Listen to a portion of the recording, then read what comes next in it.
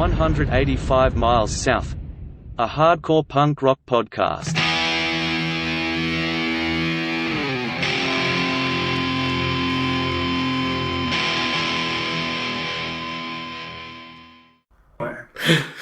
Fuck you. You didn't say it enough times, so now you lost your chance, man. Okay. This is Zach. Thank you for all the support the show has gotten. If you would like to support the show, you can like, rate, and review us wherever you listen to your podcasts. And also, please consider becoming a Patreon at patreon.com/185 miles south. That would be awesome. So today we have Daniel Sant back because right when his episode came out, his phone started getting blown up by our old friend Don, and just telling him everything that was wrong with what he said, supposedly, which I can relate because that's every episode when it goes up, I start getting the texts. But I enjoy it because I'm doing it like this is like a history thing for me. I'm trying to document a bunch of people that I care about, kind of getting their stories. So if you can correct me, that's great. But I don't know how Daniel felt about it. Go on. No, I just thought it was the exact...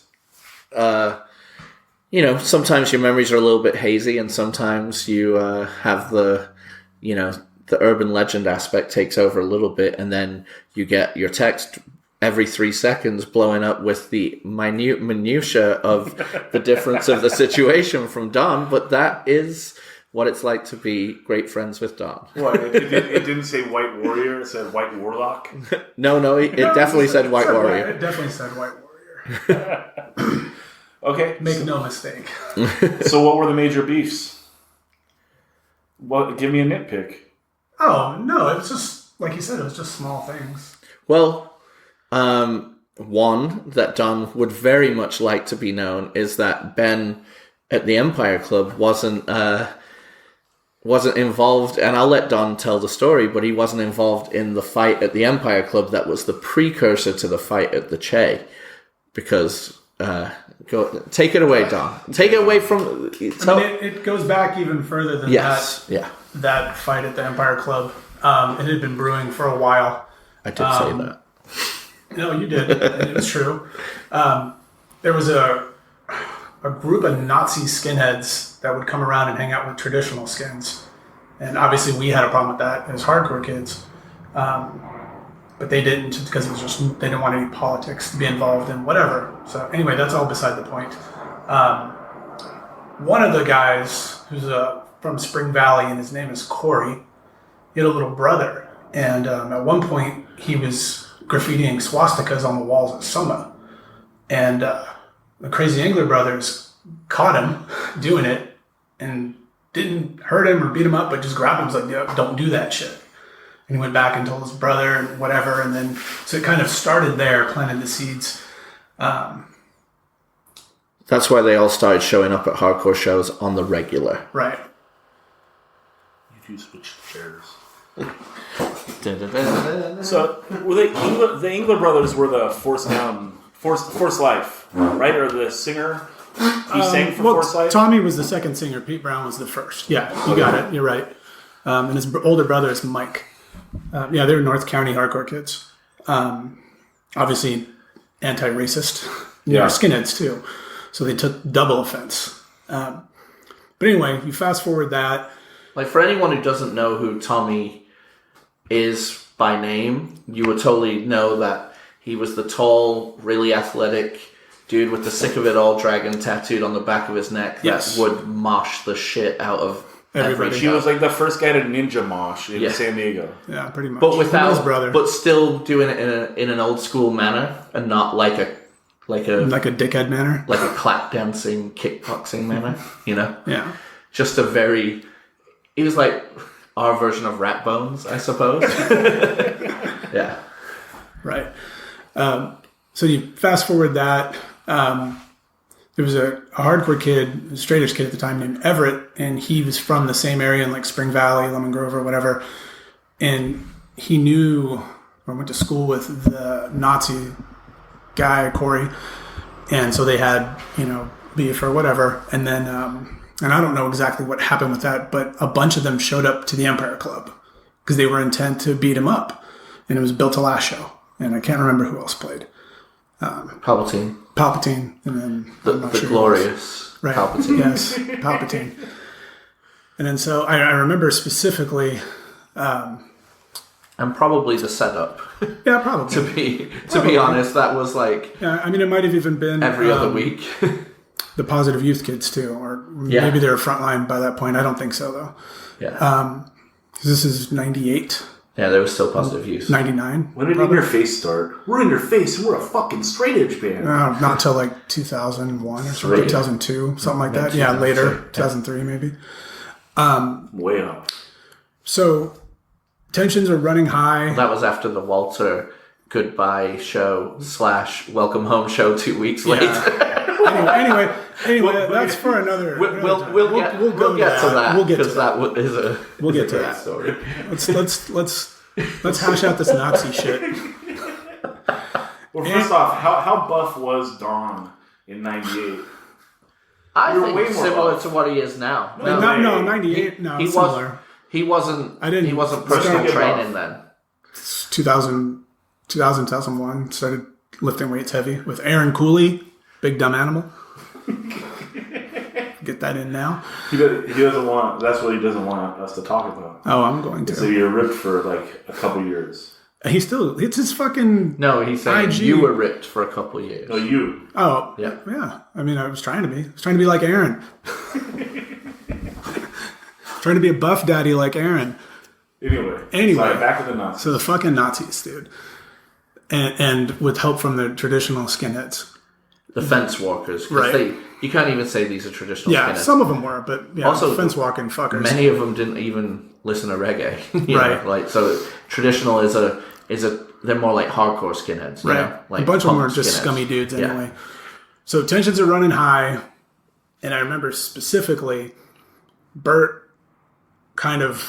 we went face to face with, for lack of a better term, the leader of their crew that night. The leader of the fence. The leader of the fence walker. Right. Because he wasn't one of the Nazis.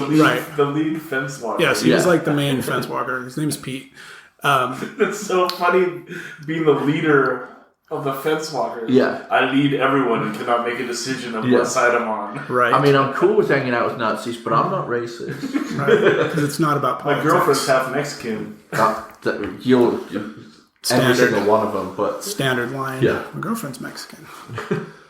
And so anyway, I remember standing in the hallway with Aaron and Bert, and Bert is talking to Pete, and Pete's like, they're looking for that kid Everett, and Bert goes, "Look, dude, this isn't Soma, this isn't a punk show. There's they're just 15-year-old punk kids. I said, there are grown ass men who are gonna beat your ass if you fucking try anything." And Aaron was like seething behind him, ready to go, like immediately. Nothing happened right then and there, but it got to the point where they were being dicks, and then they got ushered out of the show. And then so everything congregated in front of the Empire Club. And this is on 30th Street, which is a busy ass fucking street in North Park. Aaron finally faces up to this Pete guy, nose to nose, and he's ready to fucking fight him. And then he gets sucker punched by this other fucking Nazi out of nowhere. And that dude ran in the street like away. Fucking go, "Come on, motherfuckers." Yeah. Ben was sitting on a truck, in a truck bed, like on the edge when it happened, got knocked over like a fucking turtle on his back. Legs kicking up in the air, apparently, and... But anyway, so that dude ran into the street. I got to him first. He tried to kick me, and I caught his kick because I guess he does Muay Thai or whatever, or did Muay Thai. And I punched him, and he punched me. And a side note to that, I was holding a really rare Jar Jar Binks action figure that was just fucking given to me that night by Valedia. So Daniel's extra bummed because it was Jar Jar. But anyway, got him down in the middle of the fucking street, and next thing I know, there's 5 or 6 people just raining fucking punches on the guy, and one of them's Dave Kennedy. Yeah, but then David Barron. Right, and then Dave Barron comes running up to try to break it up, and this is a Mexican skinhead who was kind of cool. He's a good dude. He was a good dude. I mean, at the time we didn't know him as well, right. but he was kind of cool. He was a good dude. But he was hanging out with fucking white power people. Yeah, that's never. No, good. That's not cool. And then so he came running up to try to break it up, and without any like hesitation, Dave just started punching him in the fucking face, and he started returning fire. So hats off to him. But then it got broken up. Didn't see him for a long time, and then the the fight at the Che happened. Well, let's caveat off that. Okay. How was the Farside interview? Oh, that's right. Daniel was interviewing Kevin. It was more. It wasn't just about Farside. It was more about like he was in Adult Crash. They were just starring with Tim, so it was kind of more about. And he was at the time he was like really about bringing back like a feeling of like because he's an old like hardcore head, you know. Mm-hmm. I think he was in. Was he in Chicano Christ or one of those like? I don't remember. Yeah, he was in Chicano Christ like back in the day. Like not that you know that's just a joke band, but he was in lots of old bands too, and you know I was kind of just talking about that stuff.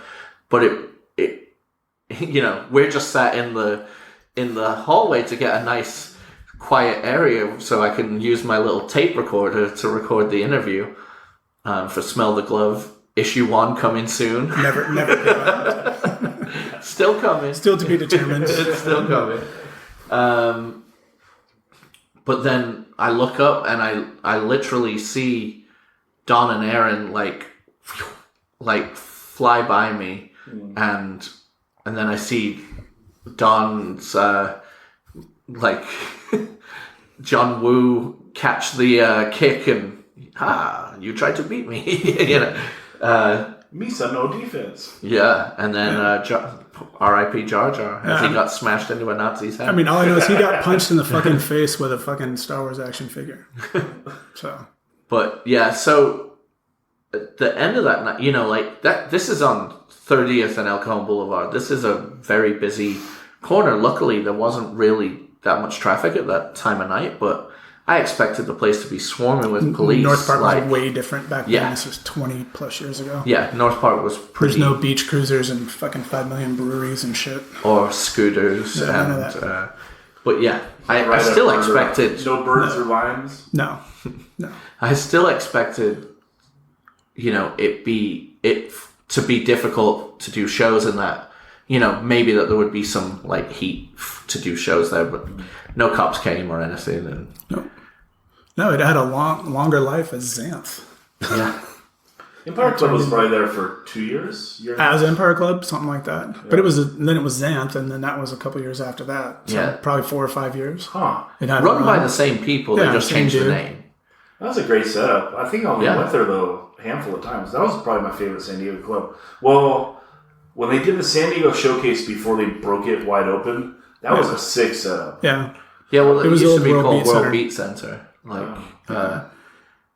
Back in the day, and they used to do a goth club inside it called Soil. Mm-hmm. Like, they danced in like the little like sunken area. And Rob Moran ran one called Warsaw. Oh, that's so sick. Yeah, that's a cool spot too for like a goth dance night. Like it's all kind of industrial over there and harbory. Mm-hmm. That's cool. Yeah, that was like the first. So my very first girlfriend when I moved to America was a goth girl. Who was that? Her name was Ashley.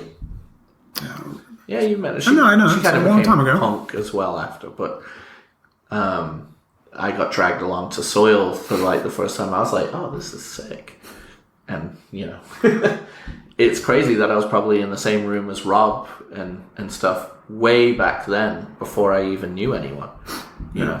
But yeah, that's a side note. So we move on to the Shea for the Royal Rumble. Yeah, I mean, for lack of a better term. Was it going to be... I just still think it'd be so neat to go to shows and like not, you know, like you go to a show and it's like you feel you know everyone, but you really only know like maybe 40 or 50 people, and there's like 100 people there. That's a lot. So there's always like random people, you know? Yeah. And I would just like love to be one of like the flies on the wall. You know, like you have no you have no stake in this. What if it's someone's first show? I was going to say, imagine if that was someone's first You're fucking just show. there, and like, I don't know, you're just like a normal looking person that's not going to like stand out. You can kind of like hug the wall, not get hit. Like, this is like literally the or best run the fuck out. Because I think it would be like the best entertainment you could ever see. Probably be the scariest because it was chaos, dude. It got way more real. It was fucking gnarly. Than it ever gets. Yeah. Do you know what I mean? Like, you see a bit of a brawl at Soma or something, if you've been to one of those places, security's on it in a second. At the Che, there's no security. Nope. Yeah, and the smaller guy gets underrated, right? Because White Warrior was fucking terrifying. Right, but that other guy wasn't that small. That other guy was huge. Yeah. That's why I say he was a bowling ball. Yeah. I picture him being like built he had a like big circumference. like a Kevin Sullivan. Like really like barrel chested. He was fat too. He was way overweight. Yeah, he was overweight guy. I remember him being like White Warrior was like Kevin Sullivan. Like, White Warrior was like 50s, the warlord, like 50s for real. Yeah, the warlord. But it was like 50s buff. He wasn't like, defined. He just White Warrior. He was fucking pretty young. sucked. Yeah, he was giant. He had a giant fucking beer belly too. Did he? Yeah, dude. I don't know. He totally did. Were you scoping his ass, dude? Everyone's never used to it. In my memory, Anyway. Because I remember like the other guy being not like a fatty. Like just like he was a fat guy, but like he was fucking fat, like, dude. And his name was Bubba. That's Yeah, awesome. that tells you His he's name fat. was Bubba. Yeah. So fuck him. And But he was anyway. wearing Dickies. Like, he's one of those, like, Can't County. wear working man clothes, huh? Yeah. Oh, damn. No, I'm just saying, like, if you're sussed as a skinhead, like, Dickies and like, I don't know. Dickies is pretty cholo, dude. Like, yeah, that's what I'm referencing. The lines definitely blend. The lines blend. It's a multi-genre style of pant. Yeah. It just isn't like, it's the difference between a Peckerwood skinhead and a traditional skinhead is what I'm trying to reference. Is that there was no, they there was weren't no wearing pride. acid wash Levi's or anything. There was no No pride. attention made. Right. No attention made to his dress. Right. Yes. No, because they, yeah. Yeah. But Anyway. okay, so Don, take it from we arrive at the Che Cafe and you're probably yelling at me about something. No? Take Anyway. it from that. Anyway, so we get to the Che. It's going to be Swindle, In Control, as the flyer says. Built to Last, In Control, and Collision. No, In Control open, then Collision, then Built to Last, then Swindle were That's right. headlining. Because Collision would have been around. That was like Yes. In Control's like third show. Yeah, it was Collision 2000. would have been around for a couple years and already had a 7-inch out. Right. I wasn't specifically saying the actual lineup. I was just saying the bands that I don't want to played. have to text you after this podcast and tell you what. Just do it right now. So anyway, but I mean, was I wrong with the bands that played? No, so shut the fuck up. So anyway, I was doing merch for Built to Last. We're setting up inside. For whatever reason, I don't know why we didn't have the merch outside like we normally do. Maybe it was going to rain. I'm not 100% sure. I think for a long time, merch was inside. I feel like it was inside for a long time too. Yeah. But it just could have depends. been a possible rainer. Yeah, Just it December. depends. Was the was in giant January. the giant shows? It was outside Right. And so I'm setting Yeah, up the it's merch freezing table for California. in the back towards the exit door. And it's fucking packed. 200 people, whatever the capacity is, more because they never enforced it back then. Oh yeah, there had to be 300 people there that night. Easily. They're built to last. Swindle, So- they drew like crazy, and Right. there's two different genres Right. coming together. So you guys played, everything was fine. And Collision the Che played. just let everyone come in, it was no one ever got turned away. Right. Anyway, sorry, Don. So you guys played, In Control played, no issues. Collision played, or they're playing, and then I'm still setting up, doing the merch or whatever, and I look over my shoulder, and this group of skinheads come in. And, I mean, it's the same fucking dudes. As they're walking down the stairs, this is when we talk. Right. We see them coming down the stairs, and I was like, okay, Daniel, it's fucking gonna happen, so just be ready. They all come in. There's probably 15 of them total. Nothing's going on at first. Collision's playing. No big deal. Built to Last gets ready to go on. I think we all talk with Built to Last. They saw them. But I think that's how they were so quick at putting the instruments down, is that we'd actually had a discussion. Well, but I just talked to Bert about this the other day, and he was like, as soon as we saw them amongst the band, we were like, okay, anything happens, we're just going. Yeah. So I'm sitting there, and I'm sitting next to my friend Valeria, and I tell her specifically, I was like, look, there's going to be a fight. I said, I'm going to flip this table over, and you're going to hide. And she was like, okay. And her boyfriend was next to her. But anyway, Built to Last starts playing. For those that don't know, that was a really sly undercut dig at someone that Don just snuck in there with, and her boyfriend was right by her. Anyway, we don't need to elaborate, Don. For those that know, enjoy that, because that was a submarine missile. Anyway. I will continue. Built to Last starts playing. Why didn't you give them a chance? Why not just right when they show up, just fucking run them out? Because it's the Che, and we don't fight at the Che if you don't have to.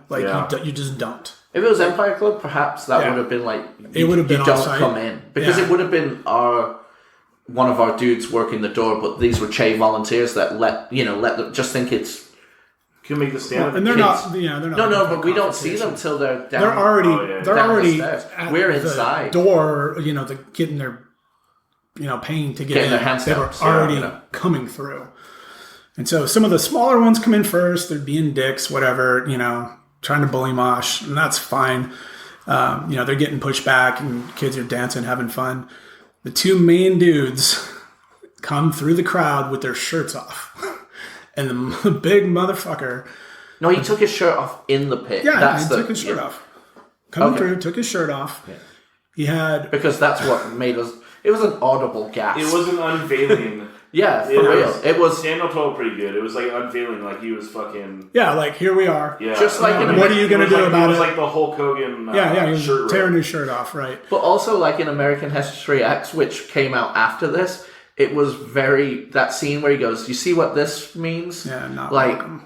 It gave me straight up flashbacks. Yeah, I would say that's exactly how it happened. Yeah. It's like he pulled it off with every intention of you seeing that. Just tucking it in his belt, total prison style, Yeah, he was ready to go, and the other fat dude did the same thing. He had a wife beater on. Yeah, right. But that stained baggy wife beater.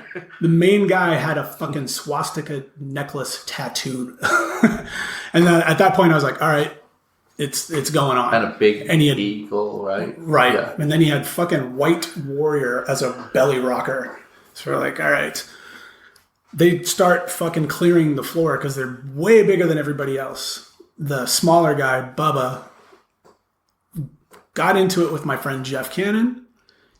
He headbutted Jeff, and Jeff immediately punched him, and it just kicked the fuck off. Everybody from everywhere swarmed in on him. But as that happened, my eyes, because I didn't see the beef happening in the pit, which I probably should have been watching, but I was watching Built to Last, and no, I was watching them as this happened, I saw a band put down their instruments at the most world record pace of all time and be stood on the edge of the stage as this initial beef kind of stopped for a second. Yeah.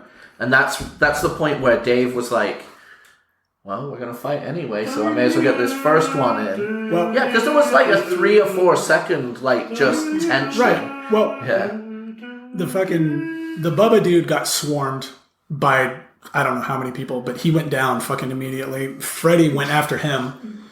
That White Warrior guy went to the stage, cocked back to throw the biggest fucking haymaker of all time at Bert, and Bert's eyes popped out like a fucking cartoon. I swear to God. And the dude swung at him, and he fucking ducked, and I don't blame him because it would have fucking broke him in half. And then he met Dave's fist immediately when he fucking recoiled. Right. And then shrugged it the fuck off. And then Aaron came over the side, and then all hell broke loose. It was fucking crazy.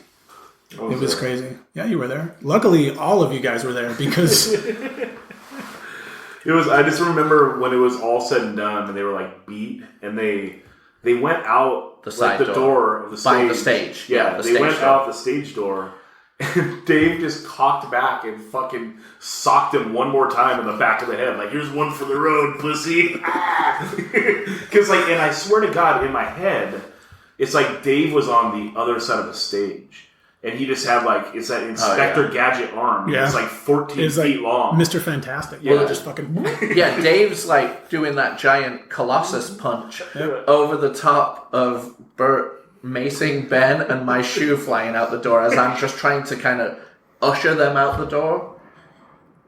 But before that even happened, when he missed Bert and Dave punched him and he shrugged it off, that's when Aaron grabbed him in a headlock and rammed his head into the fucking wall, and that hole stayed there for 15 years. They just recently covered that shit up. I know, I wanted it to have a little plaque next to it. Yeah, right. Or they could have framed the hole. So I remember specifically, he got rammed into the wall and was dazed and was kind of, feeling his way around, and everybody was swarming on him, and we were like getting on him, and everyone was just yelling, "Fuck you, you fucking Nazi!" And just, there was friendly fire, hitting whoever, just trying to fucking hit this fucking dude. As that's happening, I thought about this a lot more. As that's happening, and like I said, remember when it like stopped after Aaron like falls off him after ramming him the thing?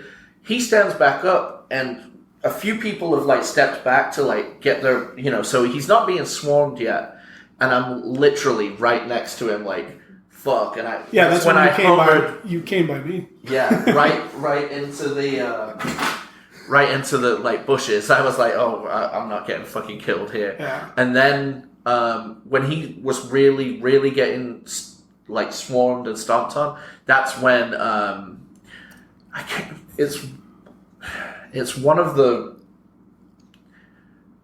youngery like Chula kids that was around, like I think it might have been either Birch or Gremlin or someone. No, because Gremlin was totally involved, but someone had been like knocked over, and I was helping them up at one point, and then as he was being dragged to the stage door is when I came like back in, like when he came around after everybody was hitting him, everybody kind of stopped for a second just to see like what would happen, and he fucking popped up and he sat there, and then he fucking did this like, to collect himself, and Tara from Durga was on stage, and she started yelling at him, telling him to get the fuck out, and he mushed her. Flying. Mushed her in the fucking face. And he stood on stage and did like a fucking "what's up?" Yeah. And that's when Freddie jumped off the fucking amplifiers and fucking choked him out. Yeah. And as he was choking him the fuck out, Dave was punching his face, punching him through that backside door. Yeah. It was fucking insane. Just teeing off like he's hitting like the gyro meat.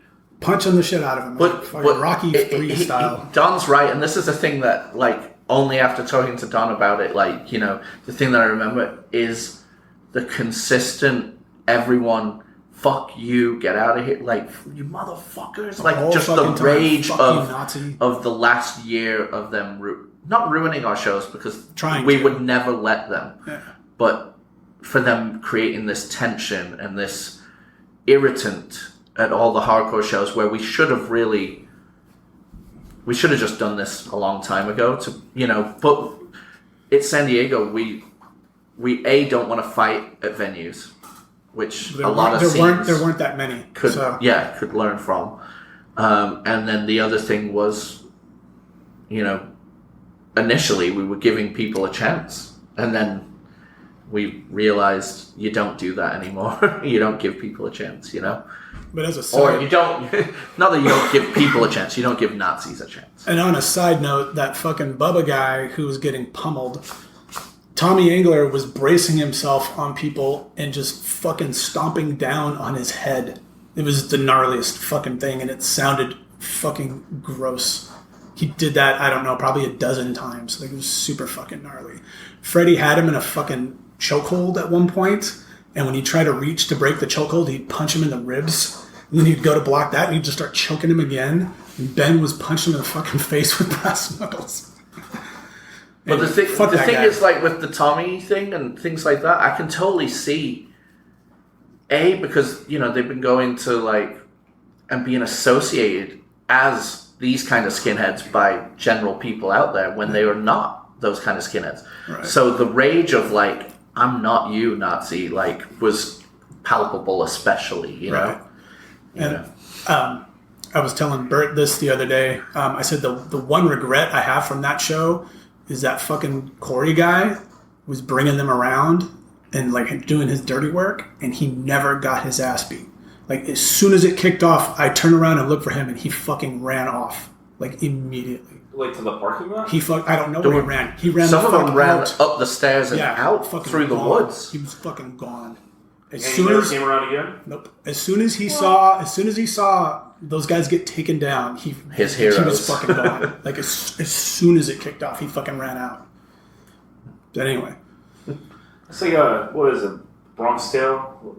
Now you just can't leave. Yeah, that's. I wish we would have locked the doors. That's what I was going for. It was that dude that owes the other guy $20, right? And he's chasing him out on the street. Yeah, you let him off. Yeah, do you even like that guy? No, I don't like him. Well, then that's the best $20 you ever spent. Yeah, so, pretty much. I mean, the guy never came back. Oh no! Right? No, never. No, we never saw those guys again. See, and I don't even remember what this person looks like, but Dom has him seared into his mind. I mean, he was like prototypical Peckerwood with like a goatee. Like he was that guy. I mean, I have a vague memory. Well, he's probably running a Proud Boys chapter. Yeah, maybe. No, he probably can't even use a computer. Probably not. But yeah. So anyway, were you talking about Bubba or the other guy? I'm talking about that. No, that Corey. The one guy. that He never. the older brother of the fucking of the little kid that was writing guy. swastika. Yeah, he never ever caught it, and that sucks. Because you think that guy's too dumb to use a computer? Yeah, I'm sure. Yeah, maybe, who knows? Fuck well, him. Regardless, these people ran, had their run of Soma because the giant like Polynesian bodyguards were like down with them. Or bodyguards, security guards. They were like... They might as well have been bodyguards. Yeah, they were okay with the Nazis causing shit at Soma and letting them beat up on little punk kids. Well, punk kids little and stuff kids. like they that. They were little kids. They always beat up on little kids. Yeah. That's what they fucking do. But the caveat to that is pretty much anybody with a shaved head was getting fucking punched at that point. That's why you wore your fucking visor, which it's never okay to wear a fucking visor. Hey, dude. I'm always thinking. No, it was smart. It was very smart because even Baruch got a little bit. Baruch right. was getting punched by Adi. And everyone knew that guy. Yeah. Well, not everybody, but we did. I did specifically. And as soon as I saw him backed into the corner getting fucking mobbed, I got between everybody. I was like, not Baruch. No, I'm serious. Like, I was like, no. Like, don't hit him. And fucking saved his life. Well, he should have brought a visor. Well, but I will say this: at that point, he realized who his friends were, and he stopped hanging out with those fucking dickheads. Oh, Baruch was with the fence walkers. Yeah, he had been friends with them because he was good friends with the traditional ones, and then they had the fence walker ones, and and like I said, it was all trying to have a big scene with no politics, which you can't fucking have.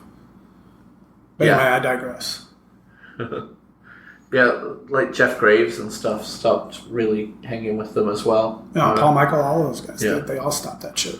So how are you guys dealing with the fact that Morrissey's just a vegan Ted Nugent?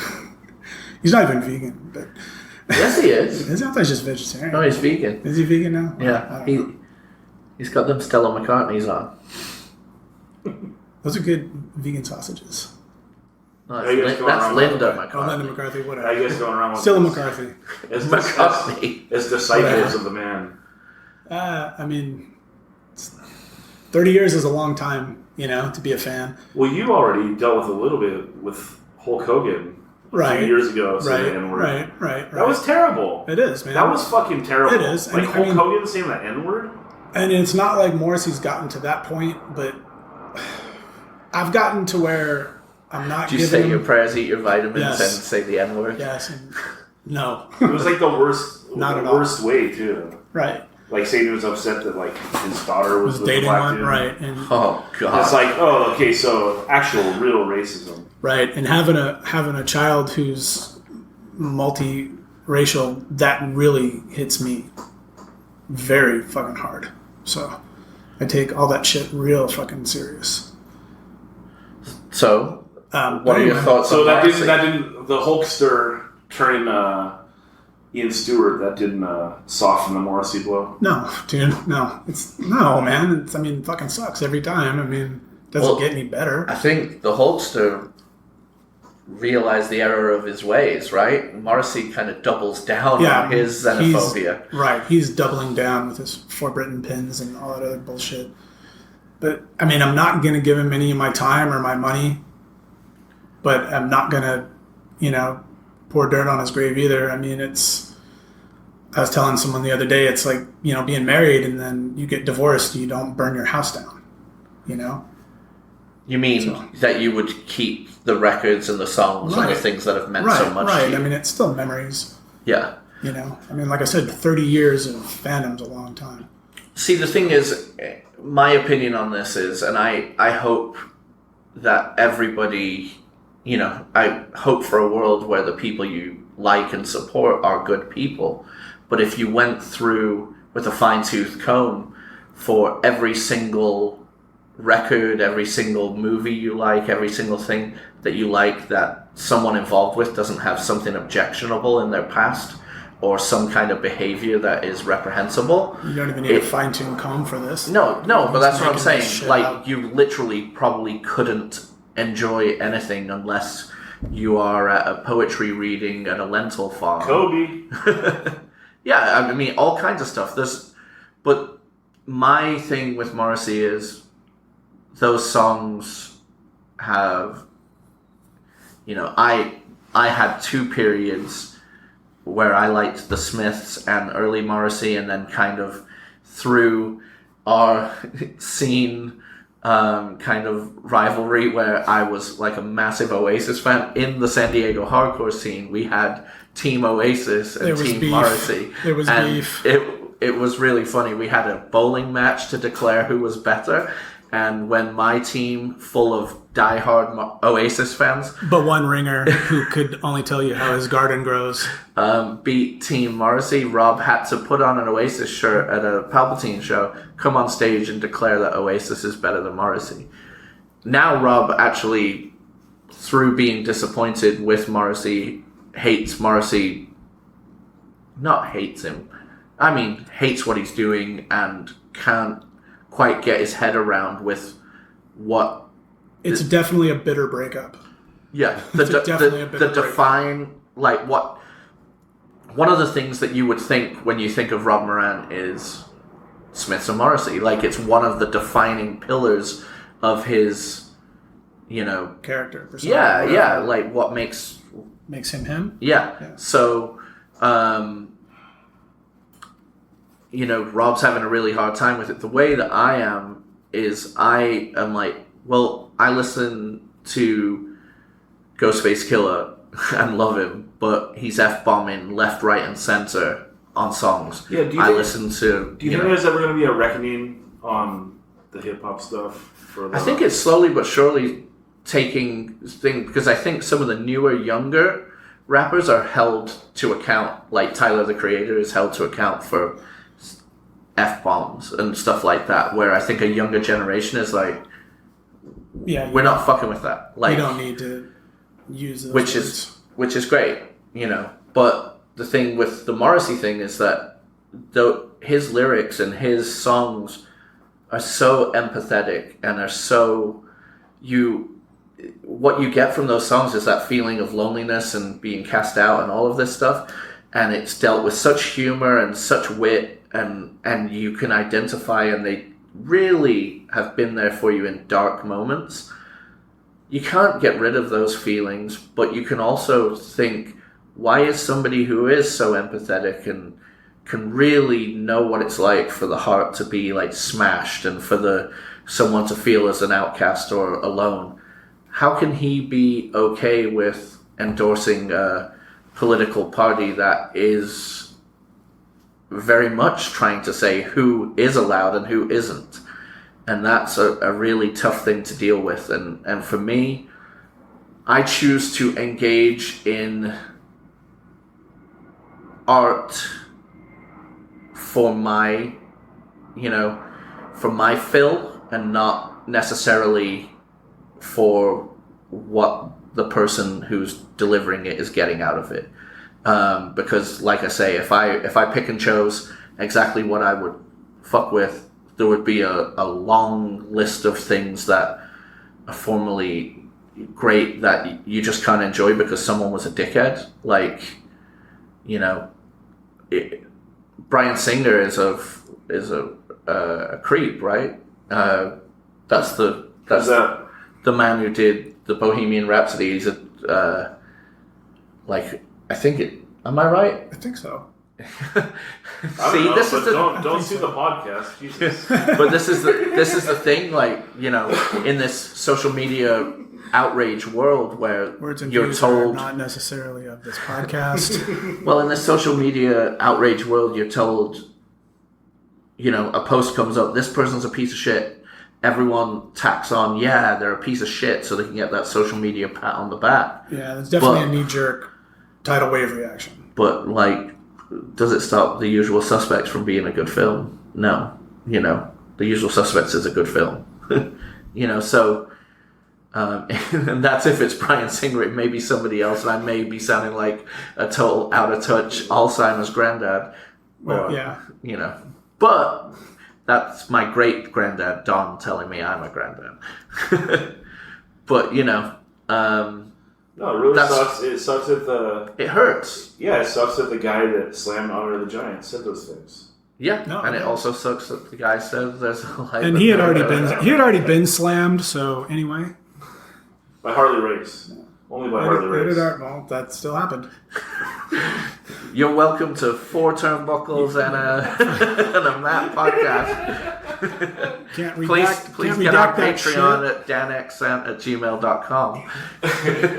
Wow. What are the other nitpicks we had on Daniel's episode? What did he get wrong? Well, it's not necessarily... What's wrong? It's just, it was this, but it's not. I also think that you should have had Don on as one of these people anyway, just because his memory seems to be quite clear for being someone so old. But also, like, he can attest to what San Diego is over the years. You know. Okay, so let's talk about it. Don, when did you first start going to shows? Kind of late, not till 91.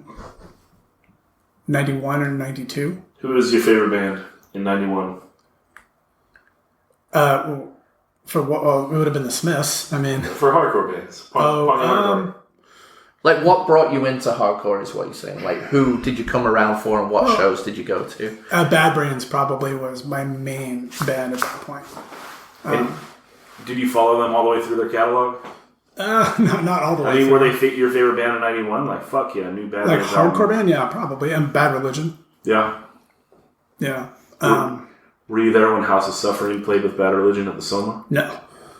I didn't go to shows very much at that point. So when did you start going to hardcore shows? Well, like I said, it was like 91 or 92. Okay. And who were the big drawing bands then? Daniel wants to give the history of San Diego. I mean, House of Suffering was like the one I saw the most, probably. How were they so big off just doing like the Amenity? The first 7-inch was 3 songs. The second 7-inch was 2 songs. Yeah. So it's just you don't have that much material out. Amenity, they were also in skate videos and stuff. Yeah. They still have 5 songs. No. Right, but I mean, it came off the back of Amenity. No, I know. I'm just saying it's but the thing is, that's a hard thing to wrap your head around. It's not really. Look at the Oxnard kids, right? They, like, half of them got into In Control right as In Control's ending. What do? They check out Retaliate next because it's got that dude from In Control in it. You know. Yeah, well, we put out 10 songs on our first record. For sure. But if you're going to shows and this is a different thing, like you were doing Retaliate in a post-internet world. This is kind of like you have a demo and you just listen to it. You know. Yeah. Clearly, there was. Yeah. I mean, I can think before the internet, like going to shows, you have the 4 songs out of the set that you know. And the rest you're kind of like learning from seeing this band over and over again. I guess that's true. Like for Built to Last, like that song Push, I knew that song to sing along to with them from hearing it a lot more before it was ever recorded. Yeah. You know, because they were playing it a lot. And I would pick up at least the chorus and then the first 2 lines of the song. And, you know, and then you'd chew bubblegum for a bit and go back out into the crowd. And then when the chorus kicked in, you'd be like, ah! You know, but... That's a good song. Oh, yeah. Did they keep that in the set list till the end? They did like a truncated version, didn't they? At the end, yeah. Because I would call for it every set. There's a couple songs like Refuse to Believe. Towards the when they did the last show and stuff, those songs made the cut. But it was mostly the second EP or the EP, the self-titled, and then the second full length. That's the best one, right? Which the one? EP. I like it a lot. I really like the Knowing Is Half the Battle, man. That's a good record. It's a good record. But yeah, those two are definitely like where they started getting into their groove. Like, so what was the best year for San Diego hardcore? Ooh, probably my favorite year is probably 1995. Which is why? It's bittersweet because Unbroken was ending that year, but they played quite a bit, and I was actually able to go to most of those shows. So, but I mean, Integrity played in San Diego, Earth Crisis played in San Diego, Gehenna was functioning, like playing. Some of the other bands from Orange would come down. Like it was active. You got to go to the showcase and see Stalag. To see what? Stalag 13? Yeah. In 95. Was that the year we went? No, was that 95? It was before I saw Ignite. What year was that? Was that when was the year he was yelling Bailey? 95 or 96. Yelling Bailey the whole fucking time. The whole fucking time. And he had a little toy. Yeah. Like, this is for my daughter, Bailey. That song fucking rips, dude. I'm not saying it doesn't, but he was just yelling it out the whole set, though. Like, the whole fucking time. Our friend Peter Kerr was obsessed with yelling Bailey over and over again after that show. It was funny because Don made fun of it for years and years, and then you end up being a dad yourself. Yeah. Then all you do is post about your kid. Right. So you understand. Right. So, yeah, so the whole time I'm like, Elliot! The whole basically. Time. Yeah. You know, you can just scroll right through your timeline, right? You on Instagram is basically going, Elliot! You could scroll right through your timeline. You're on stage. I was at a show. I was at a show, not knowing what I was in for. Fucking Bailey Fest 95. I had no idea. So that was with Ignite, that show? Yeah. We went up for that. Yeah. I mean, if you're my friend on Instagram, you know what you're in for. So fuck you. Yeah, but if you're going to see Stalag... I didn't know that. We did not know what we were in for. You're going to see Stalag with Alpha 13. Their best song is Bailey. And that's that. I love when fucking the guitarist yell on the lyrics. So whatever, man. That's fine. You're entitled to your opinion. We're just telling you from our point of view. Okay. So that stands out. Don used to work at. I'm going to get this back on the tracks. Yeah, get it back. Don used to work at Music Trader, which was a huge little network of used record and CD stores all over San Diego, and my punk band would hang out there all the time. This was Swindle. in PB. Yeah. Because they were PB locals. Yeah, brah. Yeah, you went to high school there. Yeah. Yeah. And so we would hang out there, and Don basically would be playing me records that would go on to be like my foundation from here, you know. And literally, as records were coming out, Don and I were playing them over and over again while he was working, like, you know, Firestorm, and when they re-released All Out War, right? Like, you know, and I was already straight, you know. I have never really done anything, but I've called myself straight edge since 16, and you know, to hear these records, it's like, fucking hell, this is defining. You know what I mean? Like, because it's so empowering. Firestorm is 20 times better than All Out War. I like All Out War. Yeah, they're different. I like his voice, and I love his voice sounds rad. I love the screamy, like, like backups. Yeah, but Firestorm's like untouchable. Yeah, as an EP, it's unbelievable. I mean, yeah.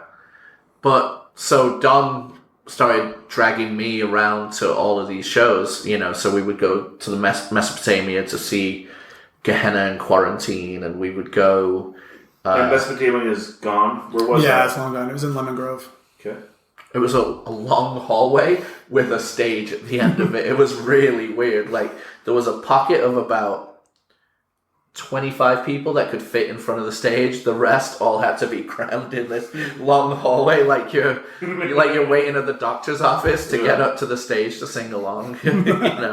But it was run by kind of she seemed old at the time. She was probably only like 35 or 40, but by a lady named Tara. I remember her. She was super nice. Oh yeah.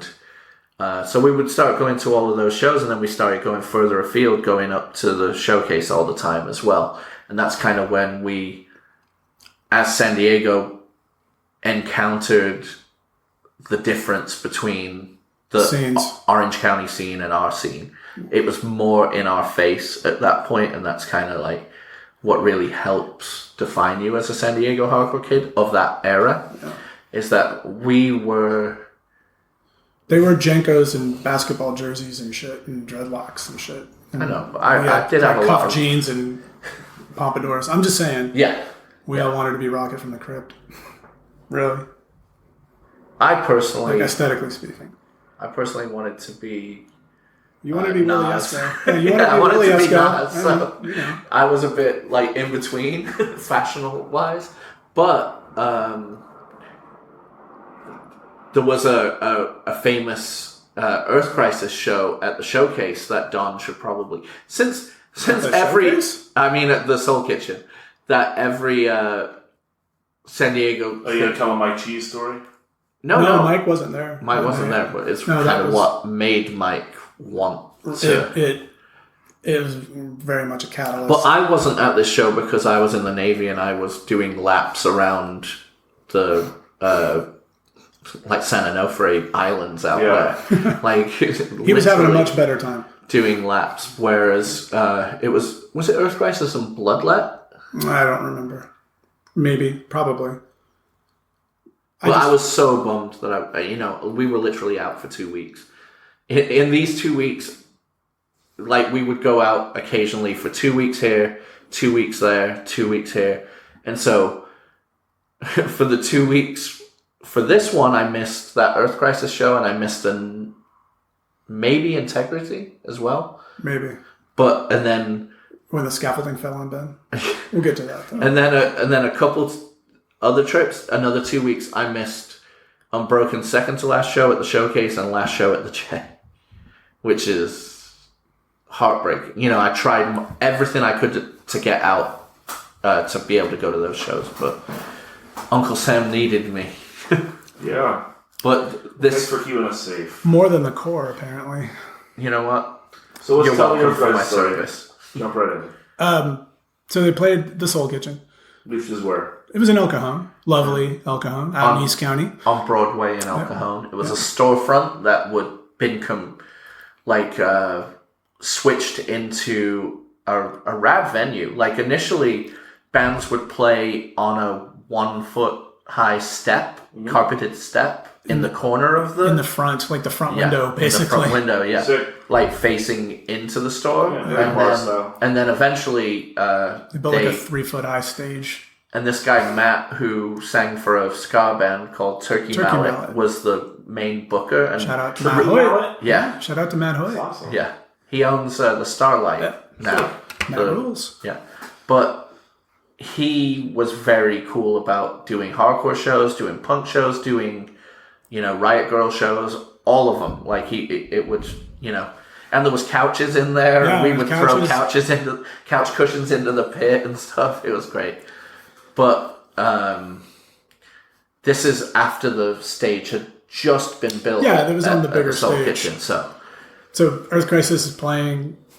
Orange County guys are down, and their Salt Lake City friends were down too. They're all part of that monster crew.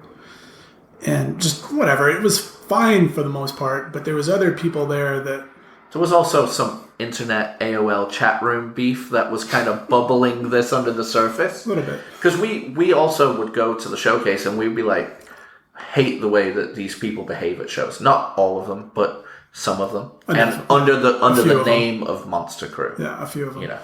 But so, Earth Crisis is playing or whatever, and friend Eddie who sang for Guyver One, was up front singing along or whatever. And, He's vegan. And he was, vegan straight edge at the time, so he was fucking feeling it. And, anybody that was like stage diving or, crowd walking or whatever, he was just pulling them down. Like, because he was fucking landing on his head. When he threw one of the main guys down too hard and he didn't like it. And I saw this because I was on the side. I watched him point him out.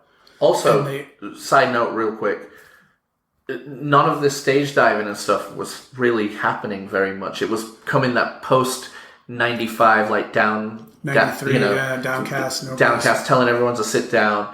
Moshing, like at Fugazi shows and stuff, you were like shamed and out. And so stage diving was very much at this time like hooligan behavior where people were not feeling it. It was like, don't fucking jump on my head.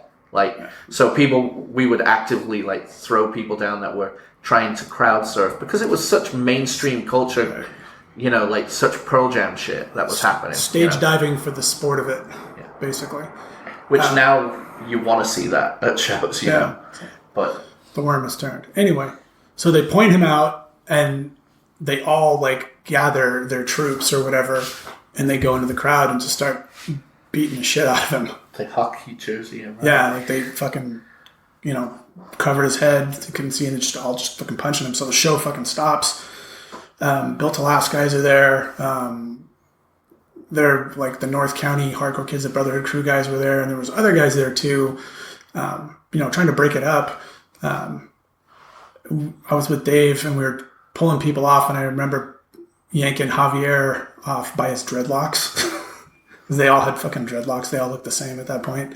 Basketball jerseys and whatever. They all look like Carl. Yeah, pretty much. There was definitely Carl emulation going on. And then so words were said. Eddie popped up and was fucking bleeding. And, only a few of us were friends with him. And nothing escalated that night. If it had been a different person that they beat up, it would have been a different story. But Robert got on the mic and was like, what the fuck? And Robert's got this piercing voice. And it's loud as fuck. Rob Moran. Okay. Rob from Unbroken has a piercing voice. It's good to clear it up. Yes. And, you think a piercing voice? I think Rob it can be piercing when he's like I think yelling. Rob has one of the more soothing voices I've ever heard. But when he's yelling, man. When he's yelling, it is fucking pretty high pitched. It's fucking piercing. And it's like... I've never heard Rob yell. Yeah, it's... Very smooth voice. Be next to him when Negative Approach plays. You'll hear him fucking yelling. So he gets on the mic and he's like, what the fuck? Blah, blah, blah. And they start dropping F-bombs and, fucking this and that. And, They told him to go home. Yeah, they told him to go home. And he's like, go home? I live here. Fucking you go home. And so anyway, it dissolves. Cops come, whatever. But anyway, that was that. Nothing ever really came of that. We did go to the showcase when Sick of It All played, probably like 40 of us, in anticipation of going to fight them.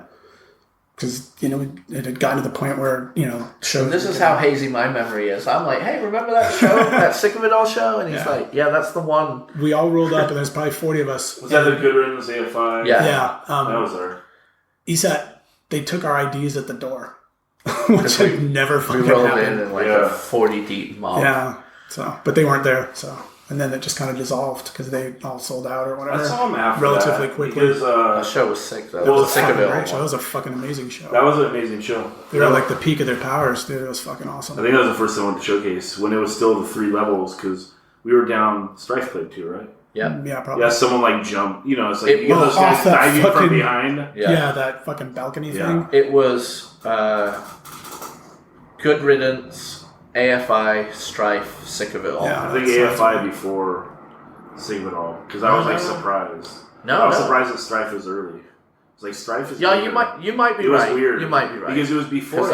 I'm right because it was before AFI got really popular too. Yeah, it was January '97. It was also Don and I doing the stupid thing that we always used to do back then when we. Now, if you think about it, we could just go down to the front. But we always used to go down to the front and keep our space. Like, we're going to be up front for Sick of It All. So we we're down front the entire time.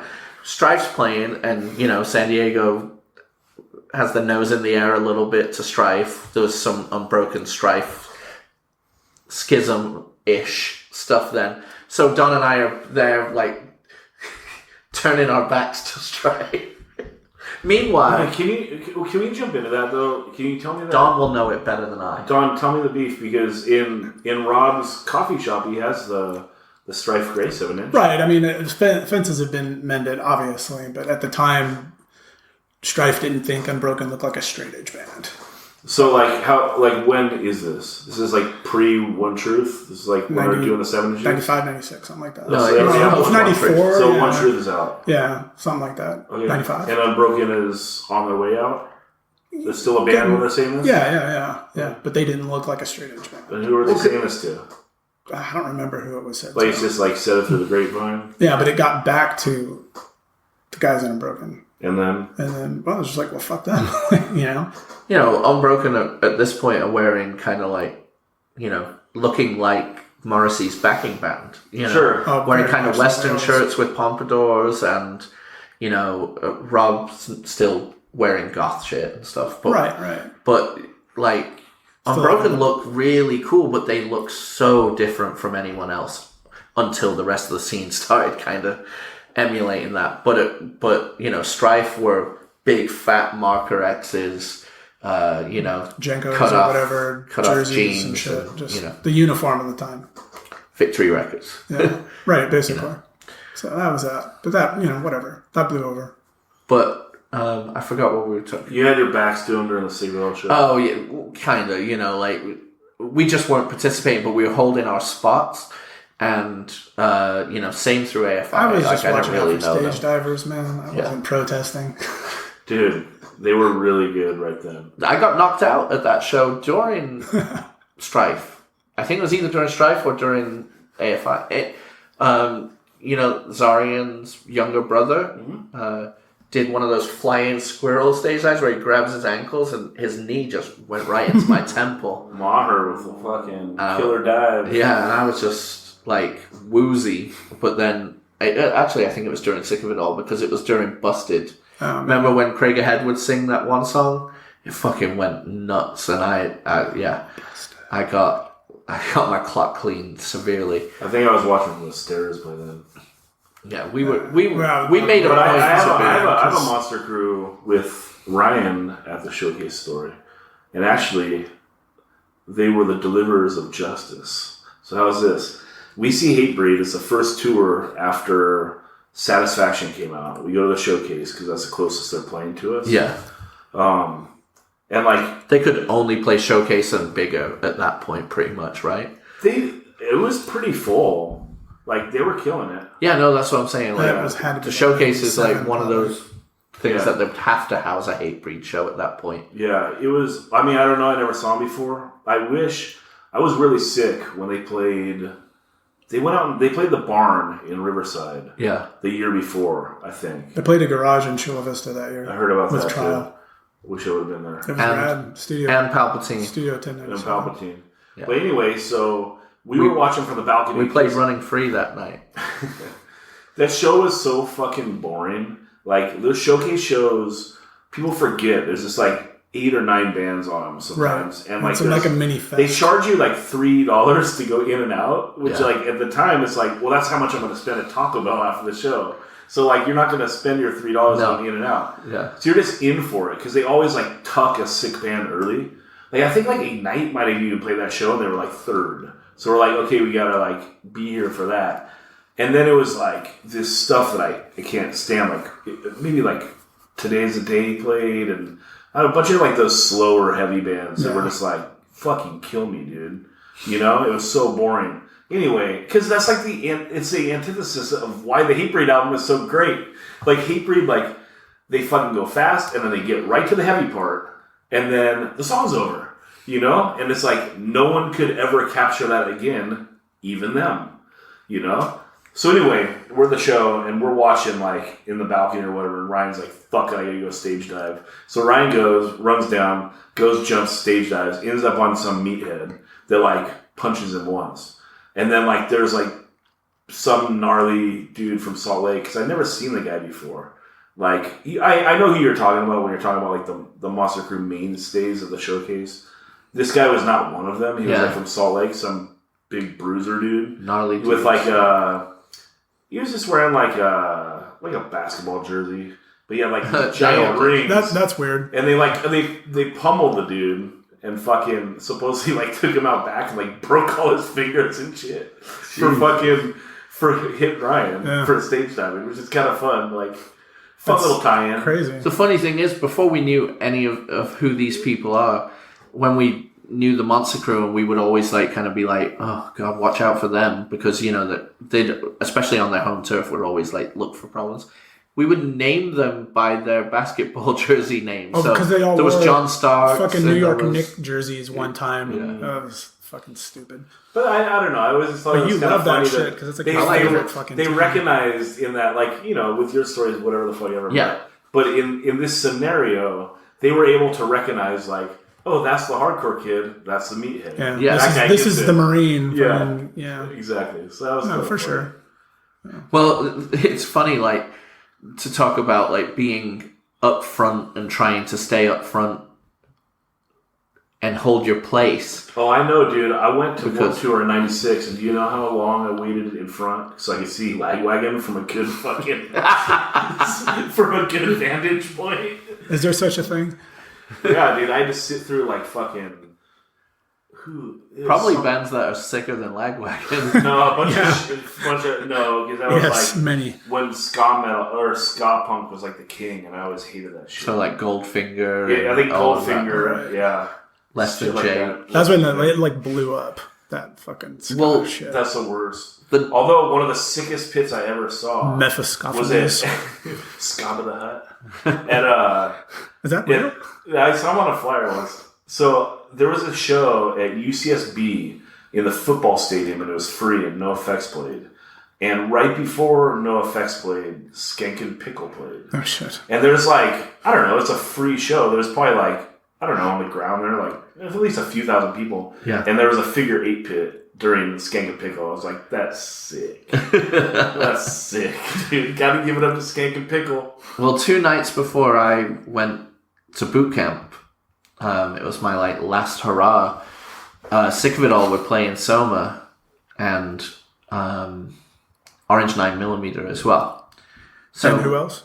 Well, I'll get to that. We were really interested in like, oh shit, this is Chaka from Burns Band. Let's check it out. Like, it's gonna be, I think we'd heard the record. I was giving it a benefit of the doubt. So we go there. Well, there's always that hope that they're gonna play a song. Yeah. You know, like, 'cause you don't know, cover a like, Burns song or maybe something. they're gonna do a Burns song. Yeah. Especially when you don't know any better. No, you think like they might do the whole 7-inch. You're like, please. Which did not happen. But so we get to Soma early. We go and we get right on the rail. We're right up front, and we're we're like, what? Did we have knowledge of who they were? Yeah, because I worked with Tim Erdman. Okay, I didn't really have knowledge what it entailed. Fucking played that fucking CD all the time, so I knew what it was. But it was brand new, right? Like, it had just come out. I think he might even had a promo copy. So the band that was direct support to Sick of It All was Korn. Wow. And so we're right up on the rail, and this place is packed. But we know the San Diego hardcore kids, and we're like, okay, we'll see smatterings of them. There's quite a... But a lot of people we had never seen before. Yeah. This is 95? Yeah. March. Yeah. So they're already March famous. 95. March 95. Their first LP just came out like 3 or 4 days before or something. Is what it seemed like. Something. It was pretty. I don't know. Some fact checker will text you and say, actually, the Korn record came out January. That calling Manny. Yeah. But we're right up front, and Orange... Well, actually, there's an interesting story. I feel like we're not violent people, and we don't love violence. Like, I hate that all these stories are like, oh, and then this fight happened at this show. But that was a different Orange 9 show. You're talking about Cheese? It was a different Orange 9 show. Okay. Well, thankfully, we have Don here. Yeah, so we don't because go that was. What was that one then? Orange 9 only played Soma main stage that one time. Must have been. No, 2 times. played at least twice. That show was, maybe it was when Bad Brains was supposed to play in Deftones. No, that's a different show. I don't remember, but they played more than once because it wasn't. Now I'm it coming wasn't back that to show. revenge. Yeah, it wasn't that show. Anyway, at that show, in reference, Chaka does a stage dive onto Mike Cheese, the singer of Gehenna. Onto his girlfriend. Or onto his girlfriend, Autumn, yeah. Only her. And basically. Yeah, and kind of clears her out, right? Smashed her. So Mike Cheese just starts punching the shit out of Chaka. Yeah, he went after him. It was gnarly. No, it was definitely that show because the Sick of It All were looking with Chaka for Mike Cheese afterwards. Here we go. Finally an argument. Yeah. I don't know. I got the flyer at home. I'll fucking look it up, dude. Okay, We have the internet. right. We can look it up. It's Yeah. kind of like a super fight. Yeah, Chaka exactly. versus Mike Cheese. He Yeah, starts you're right. going after him. Let's talk about this. Yeah, he starts going after him. He's Yeah, it was hitting him. He's gnarly. pulling Yeah, him. he's Chaka's trying to going get after back him. on stage. Yeah. Okay. Mike Cheese has grabbed him like So horse Chaka's not collars really, him. you And can't is really tell what's going on. No, he's just Well, getting he's- punched. And he's just trying to get on stage. Yeah. He's like, I have no But idea what's then going on. he's in a very in between the stage and the barrier, and he's in like the security zone. Yeah, but like Kind of, climbing yeah, over while yeah, getting trying to. fucking smacked. Well, He was getting smacked. hit Yeah, he was quite getting hit. a lot, and he gets on stage. He's like, "Yo, what the fuck?" Well, but the road crew, which is like the alleyway crew guys, had already jumped into the crowd trying to get to Mike. That was gnarly. Which was when you think back, you think they're the gnarliest looking dudes, but it's Toby and Tim from Ensign. Yeah, it's and Tim stuff. But at the time, they looked like think of neck tattoos. You know, who has neck tattoos back then? You know, actually, all of those people coming from Utah in the Monster Crew also have full neck tattoos. But so Sick of It All are gonna play, and Don and I are keeping our place up front while Mike Cheese rushes past us to punch a hardcore legend in the head. But we're still holding onto the rail because we've got to be up front for Sick of It All. You know, we know all the words. We want to fucking go crazy. Sick of It All's the best live. They are the best live hardcore band. Yeah, I at just this saw him time. play. What's that little bar that all the shows are at in North Park now? Oh, Soda Bar? Yeah, I saw Sigma play Soda Bar like last year. It was absolutely amazing. Yeah. Oh yeah, they're so tuned in now that it's almost not amazing because okay, here's the part in the thing where we separate the crowd in half, and here's the Yeah, thing. they've been about- doing Well, that for a long time. you don't get away with that though in a little bar like that, and like the stage is like this high. Right. You know, it's like a 6-inch, maybe a foot stage. He was. I don't know. I thought it was very authentic. As a frontman, he is It was unbelievable, and they don't. The reason they don't get their due is because they kept going. Right. Yeah, but as a frontman, he's just infectious. Oh yeah. You have to love him. The thing is, he doesn't know my name, but Yeah. he knows that I've been going to their shows forever, and he will always say "What's up" to us every single time. Yeah. I mean, they're my favorite hardcore band. And Well, I always mean, have been they're pretty one much. of few. Can we name how many hardcore bands have put out 3 great LPs? 12 records. You know, and you go close. I'd say 4. Close on Built to Last. Yeah, I'd say 4. You know, so 4. Well, 3 LPs and the EP. Let's say 4 B plus LPs or more. Yeah. You're who? Madball and Signal. Yeah. You know, AF. Uh, You won't give AF 4? yeah, You give AF the first 4. I give them just the first. I give them the The last first is the best. 4. Yeah, the last I 4 is just- so great because there's so much variety. I don't like crossover. I would say of those 4, of the first 4 AF, Cause for Alarm is my least favorite. Yeah, I don't like that record. But, I mean, One Voice and It's the, Liberty and Justice it's are the fucking best insane. cover though. It's the This is best great. album cover. The best album cover. It's a great album cover, but yeah, it's not my thing. But anyway, Anyway, we're we're off the rails. we're staying up front because we What rail is there? I don't know. yeah. You were supposed to come in and complain about everything, and you're not complaining that much. Yeah, that's true. He's only going to yell at me like he normally does when the mic's off. I guarantee it. No, I'm just setting. As soon as I shut this off, he's going to complain at me. No, Yeah. not even. All we're doing is. I can't believe you said we're just complain setting a it. lot. We're just setting it straight. That's all. There's no need to fucking nitpick him. We're just rewriting what he said So we're up front, correctly. and Korn are about to come on after the Orange 9 controversy, and Don and I are stood next to each other like, that was fucking crazy. What is happening? Like, blah, blah, blah, and, talking to Autumn and like, are you okay? What's going on? Like, and I am a lot more reserved, like, because I'm newer and I'm kind of just, being Along for the ride. Yeah, kind of. Well, I mean, not I was in a loving negative, it. I was right, but loving not a it, negative connotation. Yes, I was nervous at things like this where I'm like, what? I thought that guy was like our dude from Burn. Why is he being punched by our dude from Gehenna? But so we're up front and Korn are about to play, and we notice like it started getting it's just restless us. as fuck. Started getting really restless, and everyone looked like they were from Lakeside.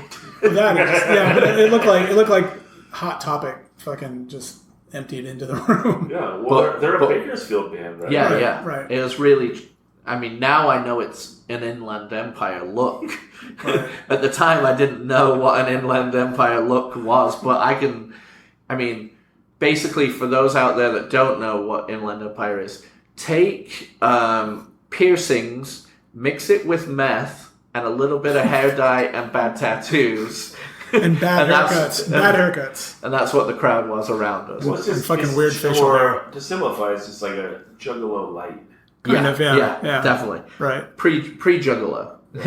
But, so we're up front going to hold our spot, and I think Len announces them, Len from Soma. Yeah, probably. And Jonathan Davis comes out by himself in a kilt, playing the bagpipes. And we're like, what the fuck? And people are kind of like shoving us in the back, and we got nowhere to go. Like, we're up against the barrier, and they're like pushing us. And it got so tight where we couldn't even raise our arms anymore. We're just getting squished against this barrier, like, unbelievably. During the bagpipe solo. Yeah, right, dude. People, and then he goes to the mic, and the rest of the band had come out at this point. And the minute that fucking upright bass got touched, playing it upright, it was an explosion of heshers, like just people flying on top of us, people being like, like when you'd be at a show and people would be like, hey man, can I get up? And they would give you that sign, like the fireman's lift thing. So they must have just thrown like 40 people on top of us. We're like, what the fuck? And we're like, this band is terrible. And it's a fucking powder keg of juggalos. People were going crazy, gnarly, and our dude. heads are literally being gnarly, kicked man. in. It was gnarly. And I look over, this girl is in like fishnet tights, Doc Martens, like kind It wasn't of. fishnet tights. She was wearing jeans, but I didn't know it was a tight girl jeans. at the time. So Like denim. no, but there was some skin. Now we go a tangent on Daniel's fantasies. Oh, this is what he was hoping it was. All Korn fans in fishnets, DM me. So this girl literally is with steel-toed Docs on, is like kicking Don in the head repeatedly while she's trying to like Fucking crowd surf. doggy paddle across the crowd, and he can't get his arms up to be like, get off me, I had one arm free, so I was just doing this and covering my head the whole time, like, because I was just getting. I'm not joking. This was insane. Like, It was half worse the than crowd any was on top of hardcore. us. It was Yeah. worse than any hardcore show because they just didn't give a fuck. Well, and what they like to do is get up on the crowd and stay on the crowd. It's Right. not like I'm doing a stage just dive. kick It's and like flail. I'm Yeah, rolling they're doing around. like Lollapalooza. yeah, exactly. It was Yeah. fucking brutal. So this girl is just kicking Don repeatedly in the front of the head, the side of the head, like while she's doing the doggy paddle. And he can't get his arms up, and I turn over and I see him, and he's just got her shin in his mouth, and he's going, ah, ah, ah, like chewing on her leg, and she's like, ah, screaming. And anytime I hear of Korn, I think of Don chewing on a turkey leg. In my defense, well, I was vegetarian at the time, but in my defense, I had gotten kicked probably 6 fucking times. And I didn't know if it was a guy or a girl. I just turned and just bit the shit out of that person's leg. And it just happened to be a girl. So And then Sick of It All come on after Korn, and the place lightens out to the point where... It fucking emptied out. It was insane. But not like empty. No, Still, but it was Sick crazy. of It All drew right, but it was 1,000 crazy. people back then. It was crazy. But we could actually move our arms, and Sick of It All fucking destroyed the place. Yeah, they fucking killed it. There's like recently Chad posted a bunch of photos where Don and I are up front, like singing along, and Ben. Back then, Ben, I knew Ben a bit, and his brother Danny, I could never remember his name, but he had a mustache, so we just called him Stash. Well, I knew his name, so you just called him Stash. Yeah, he was X X. And then Misty, his girlfriend, you guys just called her Girl. Wow. dark prehistoric days of hardcore. I cannot confirm or deny that. Let's wrap this shit up. Let's wrap it up. Well, I don't know. I mean, whatever you want to talk about. Well, tell another story. About what do you want to talk about? I don't know. Like, entertain me. What the fuck? Are you not entertained? Talk about Big I don't want to talk about Big Mosh, dude. That dude sucks. Like, No. Yeah. Yes and no. No, he fucking sucked. Yes and no. He turned out to be a real piece of shit, dude. Like, Yeah, his exit story was not the most flattering. way fucking into himself. Like, I'm bummed that I fucking dubbed him that because it took a life of its own. Yeah, it was a great nickname. It is, yeah. And at the time, he was a good kid. It seemed. Yeah, he helped me with D-Sissy. Thingy Control. Yeah. Oh yeah. Fucking. That was fucking awesome. His dyslexic ass. This fool and his fucking D-Sizza and shit. Yeah. And he's like, hey, D-Sissy. And we were like, "Wah, fuck. So I can put Don into context a little bit. He's very similar to the first episode that I did, the Joe Rivas episode, where it's like a guy that's a little older. How old are you, Don? I'm 46. Okay, so I'm 39. So if I start coming down when I'm 17, you're early 20s. You're 24. I was like 23, 24. Yeah, and so it was always nice to have someone to like hang out with, Yeah. and take us around. Like, we'd probably drive down and park, and you'd grab us in your car and take us to Pokez or take us to wherever you wanted. Yeah, and like usually just Pokez or Music Trader and Off the record. Off the record at the time. Yeah, Off the Record. Was still good. When it was in Hillcrest. Yep, was still good. Just for I was like context to any hardcore kids listening to this all over the world, hopefully. I hope Zach's getting that kind of... worldwide. Yeah. Yeah. But for anyone listening to this, that person in your scene that when the band comes through, they take care of them and show them around? Don and a few of us, but especially Don, would be that person, Yeah, and just whoever, right? Like, you weren't just helping out Signal, you were helping out Voice of Defiance. Right. More so. No, it was always... Yeah, I mean, it wasn't ever like the bigger bands because they were in tour buses and shit. It was you guys and Trial and, Left with Nothing. Right. And I trip which out became though. Champion. Right. I trip out that, we've been going to Pokez for that long. 22 years now. When did they open? I don't remember. We were talking about this today. Yeah, I'd have to look at the flyer and do the math. It's like 90... It's like 95 or something. No, it was like 94? 93 or 94 or something like that. Yeah, we're talking about Pokez in San Diego. Let's go through a few of the spots like that. If we're going to talk about San Diego proper, where do people need to go to, Don? I mean, Pokez was always the spot. Always. Like, any out-of-town bands, especially if they were vegan, because there wasn't a lot. They used to back do then. a punk and hardcore fest inside the restaurant every year. Yeah, he did like an anniversary show. When you go in, you can see the flyers and shit still up on the wall. Yeah, because at that time, was the only Sips the one up in Escondido?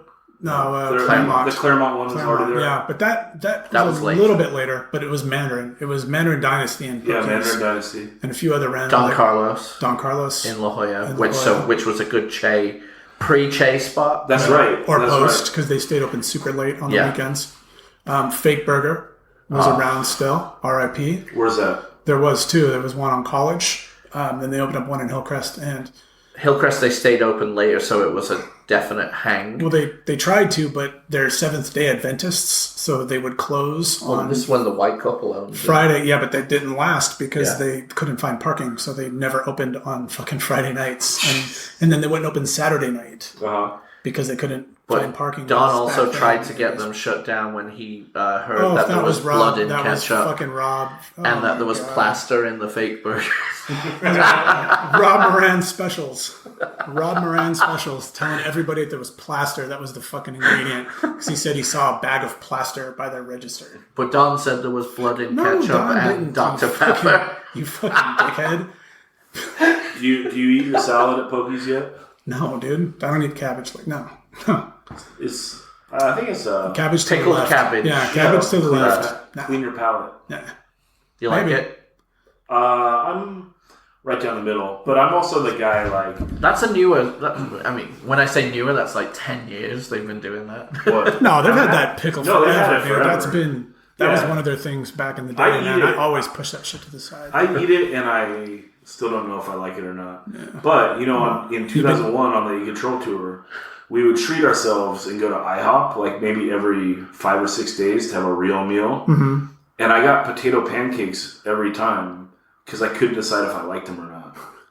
And I still don't know if I like them or not. Can we talk about... Well, it's very bizarre food, right? It's like Yeah. a potato pancake. And With then applesauce. You put applesauce on it. Yeah. And it was like, I can't decide if I like this or not. Let's talk about me having you bring me spud nuts every time you'd come down because there were none down here. Yeah, what's up with that? I don't know. It never made it down here. Vegan But donuts. yeah, I know, but fucking what- vegan. And shit was fucking... I How's don't it know. vegan? It's like because of a different type of flour? Or? Whatever there was, the ingredients were vegan. It was just basic shit. It's still there, and it's like right on the end No of lard, I the think. beach. And Well, that and The same there was family. No dairy in the dough or anything. Like no cream or anything. It was I just- forget about that. I should do that still then, right? Yeah, you could. Well, they're still there. I'm not opposed to buying you a dozen donuts, whatever you want. Yeah. Well, I mean, when do you go up there? I go up a few times a year. I'll go up for Christmas. But I mean, that was like a prerequisite. Yeah, Like, I think how did we become friends? Was it AOL hardcore chat room? for sure. Right? For sure. Fucking WrestleBot and shit. That was the I shit, don't know. dude. I don't know what You don't remember WrestleBot is. that? With the fucking... It was that program where you'd put in... It was like Scrambler. It was like wrestling Scrambler. Oh, I remember Remember that? Scrambler, But we yes. did it with wrestling names and shit for like hours. And people would be like, fuck. Because we would dominate the fucking chat room with just fucking wrestling names. Like That that, was a shit different was... time. That was so much fun, dude. But yeah, I met you and Thorns and fucking we're still fucking friends, which is crazy. I know. You're not friends now? I said we're still friends. Oh, I thought Like you I said... met them on a fucking hardcore internet. No, I'm chat still room. friends with Thorns. Yeah, of course. Yeah. He came down. I don't know what tour he was on. He was on that tour with the Latin guitar band. That's right. Yeah. Yeah. He stopped by my shop in SF as well. Oh, cool. Oh yeah, he does. Yeah, I those picked him random up tours. and drove him down to do something.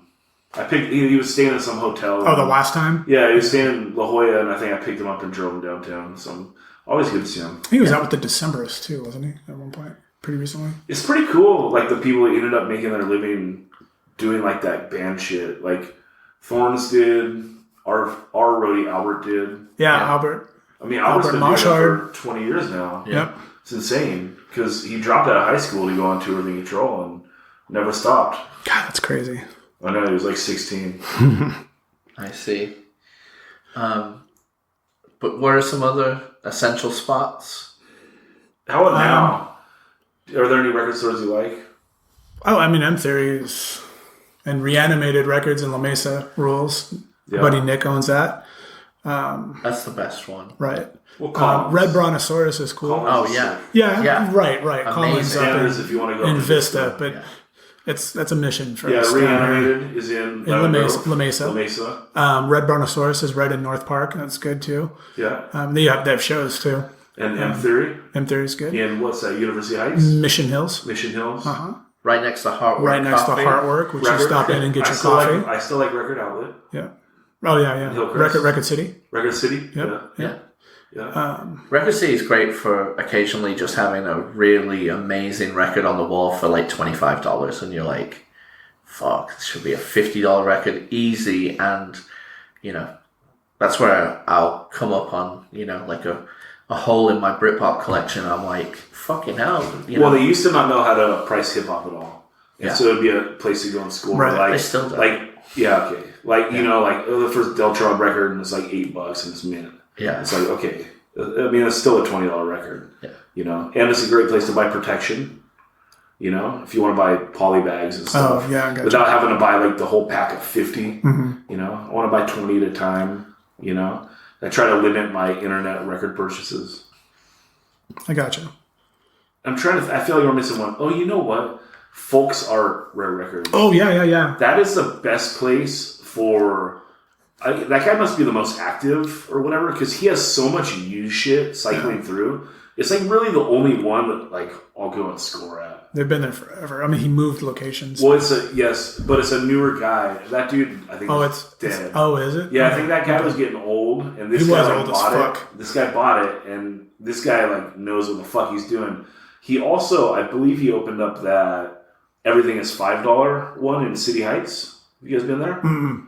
It's like, well, for your DJing needs, if you need to go and buy filler shit, that one is called Jupiter Records. Okay. And it's just everything in there is $5. He has CDs, tapes, LPs, organizes it as best he can. It's like his outlet store. Yeah, but it's basically like what was that fucking the Thrift Trader?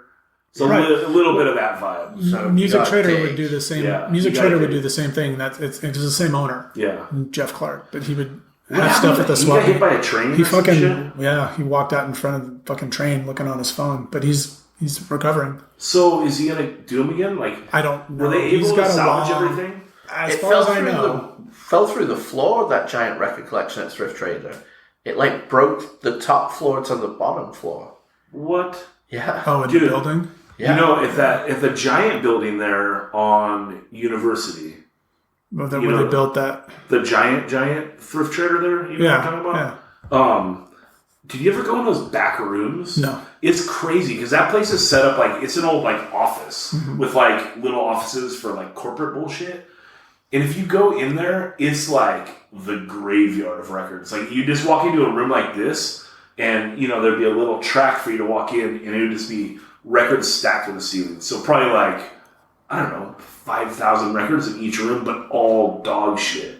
Like I spent probably 90 minutes like digging one room. Just like you can kind of tell if you're onto something, Like there's a possibility I might find some here. And it was just like, this is literally where records go to die. Shit. Like you might as well just burn them all. It was like nothing. Because like most of their shit was dog shit anyway. Like you had to really pick it. Yeah. But I don't know. Sounds familiar. So that's record stores and food. Anything else? No, that's really it that I can think of off the top of my head right now. Cool. Is there anything else you'd like to touch on, Don? No, man. Thanks for having me. Is there anything you want to say about upcoming podcasters, Don?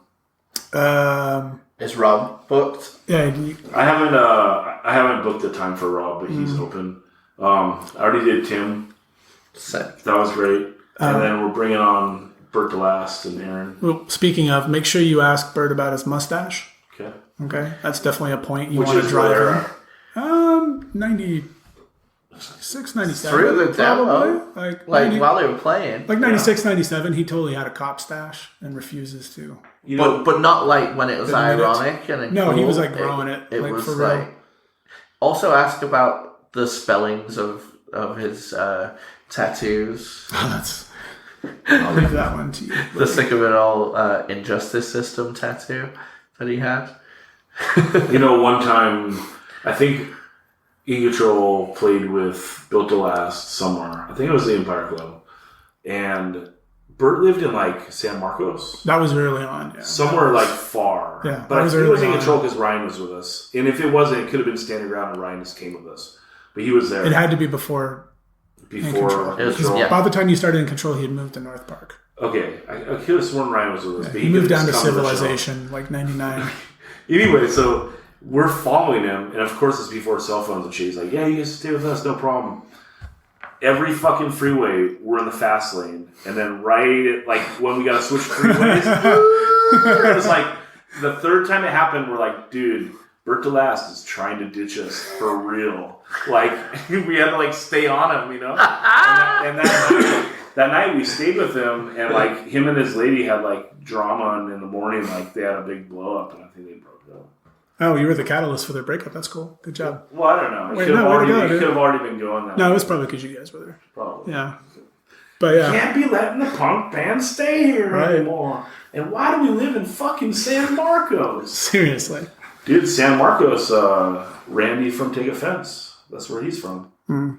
That's their claim to fame. That's a side San Marcos is. San Marcos. And then former home of Bert DeLast. Former home of Bill DeLast. And got Randy, the bass player of Take Offense.